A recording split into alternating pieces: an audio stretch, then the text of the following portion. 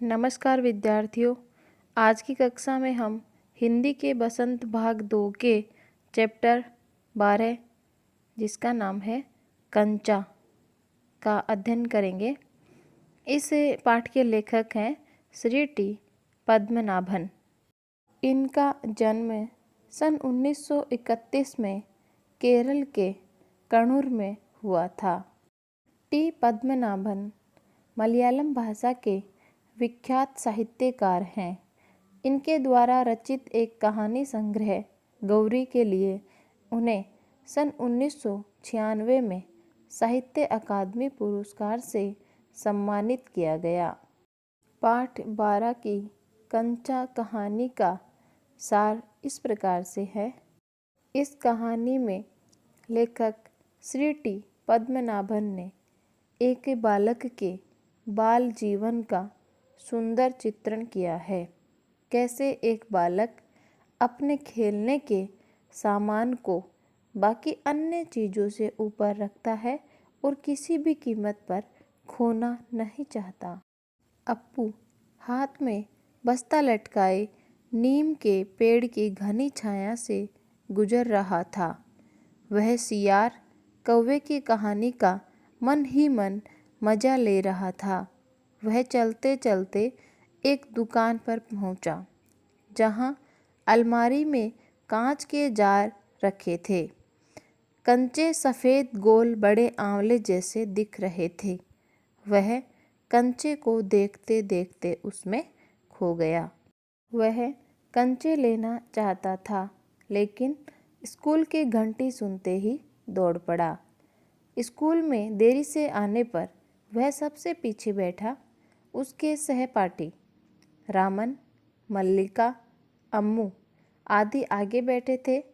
George, जो उसका सहपाठी था, आज बुखार होने के कारण स्कूल नहीं आया था। अब वह उसके बारे में यानी कि जॉर्ज के बारे में सोचने लगा, क्योंकि वह कंचे का अच्छा खिलाड़ी था। मास्टर साहब उस समय रेलगाड़ी के बारे में पढ़ा रहे थे, परंतु अप्पू का ध्यान पढ़ाई में नहीं था। वह अभी भी कंचे के बारे में सोच रहा था। इतने में ही उसे एक चौक का टुकड़ा आ लगा और वह खड़ा हो गया। मास्टर जी उसके पास आकर डांटने लगे। मास्टर जी उसका चेहरा देखकर समझ गए कि उसका ध्यान कहीं और था। उन्होंने अप्पू से प्रश्न पूछा, जिसका जवाब वह नहीं दे पाया। मास्टर जी ने उसे बेंच पर खड़ा कर दिया। सभी बच्चे उसकी हंसी उड़ा रहे थे। वह रोने लगा। बेंच पर खड़ा अप्पू अभी भी कंचों के बारे में ही सोच रहा था। वह सोच रहा था कि जॉर्ज के आने पर कंचे खेलेगा। जॉर्ज के साथ वह दुकानदार के पास जाएगा। मास्टर जी अपना घंटा समाप्त कर चले गए। अप्पू अब भी यही सोच रहा था कि कंचे कैसे लिए जाएं। मास्टर जी ने सब बच्चों को फीस भरने के लिए कहा। सब बच्चे अपनी फीस जमा कराने के लिए क्लर्क के पास चले गए। मास्टर जी के कहने पर अप्पू भी बेंच से उतरकर फीस भरने गया। बच्चे एक एक करके फीस भरने लगे। ज़्यादातर बच्चों ने फीस भर दिया, लेकिन अप्पू अभी भी कंचे के बारे में सोच रहा था। घंटी बजने पर सभी बच्चे कक्षा में आ गए। शाम को वह इधर उधर घूमता रहा। मोड़ पर उसी दुकान पर पहुंचकर वह शीशे के जार में रखे कंचे देखने लगा। उसने अपनी फीस के 1 रुपया 50 पैसे के उस दुकानदार से कंचे खरीद लिए।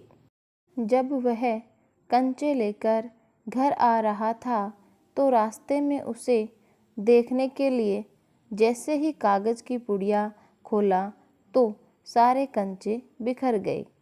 अब वह उन्हें चुनने लगा। अपनी किताबें बाहर निकाल वह कंचे बस्ते में डालने लगा।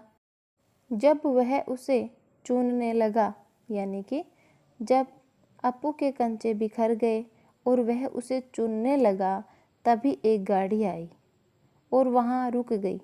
गाड़ी के ड्राइवर को अप्पू पर बहुत गुस्सा आया, पर उसे खुश देख वह मुस्कुराकर चला गया। जब अप्पू घर पहुँचा और माँ को कंचा दिखाया तो माँ इतने सारे कंचे देखकर हैरान हो गई। अप्पू ने बताया कि वह फीस के पैसों से ये कंचे खरीद लाया है। माँ ने कहा कि अब खेलोगे किसके साथ? यह कहकर माँ रोने लगी, क्योंकि उसकी एक बहन थी मुन्नी, जो अब इस दुनिया में नहीं रही थी। तब अप्पू ने माँ से पूछा कि आपको कंचे अच्छे नहीं लगे? माँ उसकी भावनाओं को समझ गई और हंसकर बोली, बहुत अच्छे हैं।